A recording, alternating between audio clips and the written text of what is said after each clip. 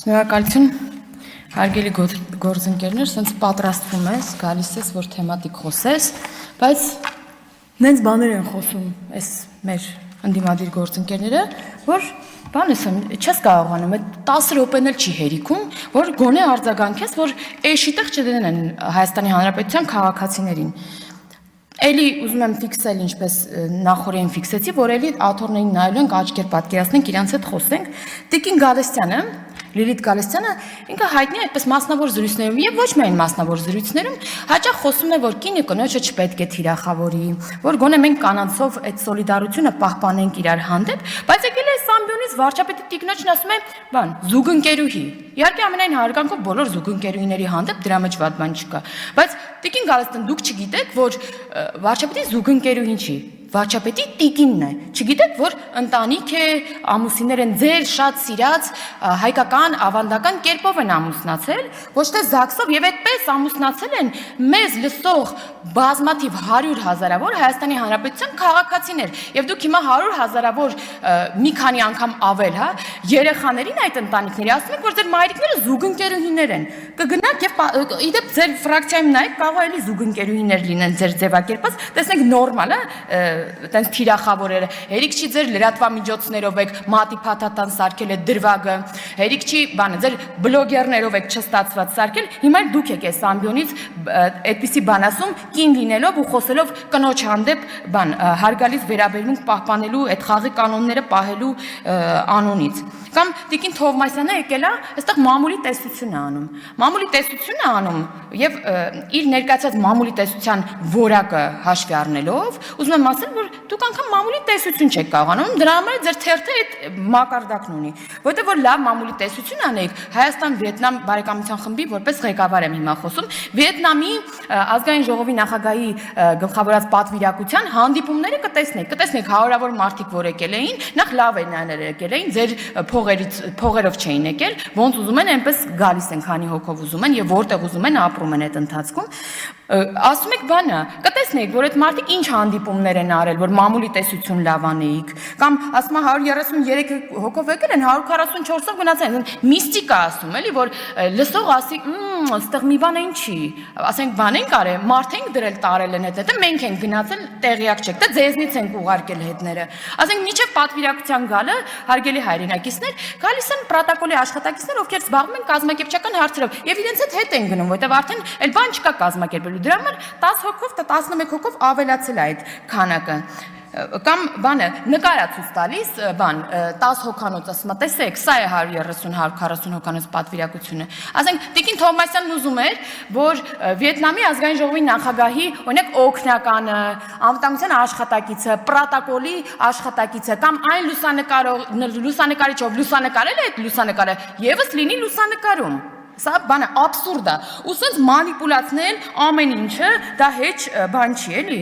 արդար չի ոչ միայն ձեր ընթերցողների, այլև ամբողջ հանրապետության քաղաքացիների հանդեպ, կամ արցախցիների մասին, հա, անընդհատ այդ մարդկանց կարգավիճակը շահարկել է, բազմաթիվ արցախցիների հետ եմ բազմաթիվ հանդիպումներ ունեցել ու իրենց անունից եմ նաև ուզում խոսել, որ բավական է հանգիստ թողեք այդ մարդկանց ցավը, հերիքա որպես քաղաքական շահարկման թեմա դարձնեք ու իրենք էլ հայտարարեցին,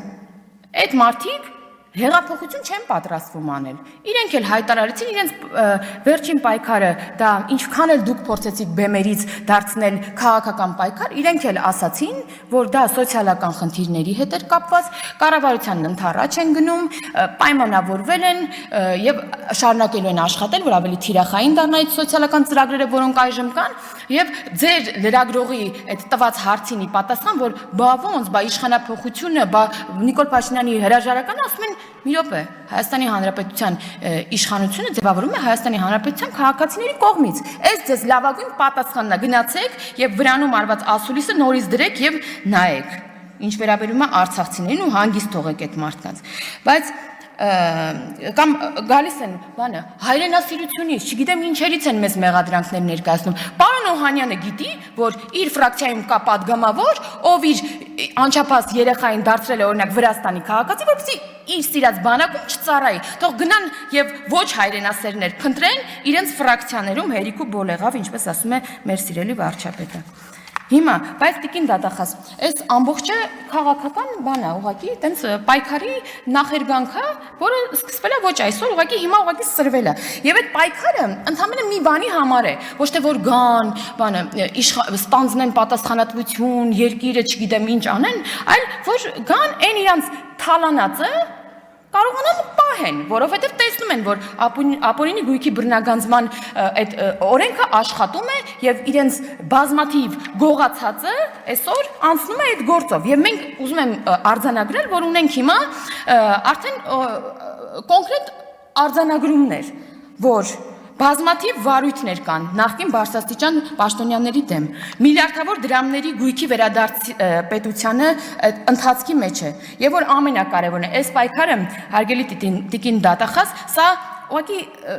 սա թվեր չենք ներկայացնում, վիճակագրություն չենք ներկայացնում, սա կարևոր առաքելություն ունի, սա քաղաքացիների այդ արդարության վերականգնման գործընթաց է մեծ հաշվով, սա մեծ ակտ է կարելի ասել, եւ սա կամաց հասարակության այդ վստահությունը իր իշխանության հանդեպ վերադարձի ընթացք է, ոչ թե փորձ։ Իսկ ինչպես է այդ վստահությունը վերադարձվում։ Դուք բազմաթիվ ձեր ելույթում ցանկեր ներկայացրեցիք, հա, ինչ օրինակ վերադարձվե համայնքային հողեր, չգիտեմ, մանկապարտեզներ, մասնավորեցրած, մշակութային կենտրոններ, դպրոցներ, բազմաթիվ քաղաքացուն պատկանող պետական համայնքային ուրեմն գույքը այս մարդիկ մասնավորեցրել են եւ դրա համար ենք մենք մեծ հաշվով սկսել օրինակ 300 դպրոց կամ 500 մանկապարտեզ սարքել, որովհետեւ այդ շենքերը մասնավորեցրել իրենց բիզնեսներն են տալիս օրավարձով այդտեղ բանանեն կամ իրենց բիզնեսներն են այդտեղ տեղակայված կամ տալիս են վարձով այդ տարածքները, որը պետքա ծառայել մեր երեխաներին։ Իսկ այսօր ընդհանուր առմամբ այսօր դատարաններում քննվում է այս ապօրինի գույքի բռնագանձման շրջանակում շուրջ 150 հայցադիմումներով պահանջ հարգելի քաղաքացիներ հօգուտ Հայաստանի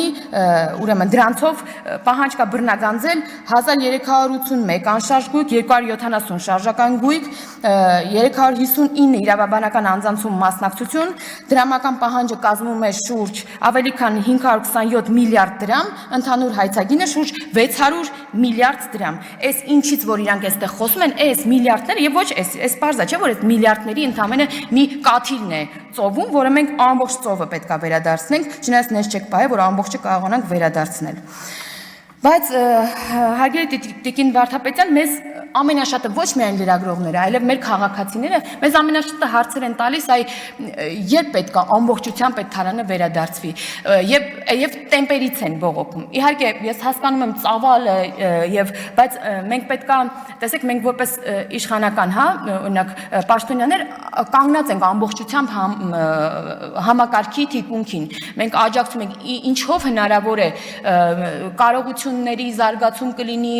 ներդրում կլինի, նոր օրենք ստեղծել կլինի, նոր ուրեմն ինստիտուտ կլինի, թե ինչ, մենք ուզում ենք, որ սա մենք մեզնից հասանելիքը ամբողջությամբ անում ենք եւ նաեւ դրա համար իրավունք ենք վերապահում մեզ տեմպերի հետ կապված ձեզ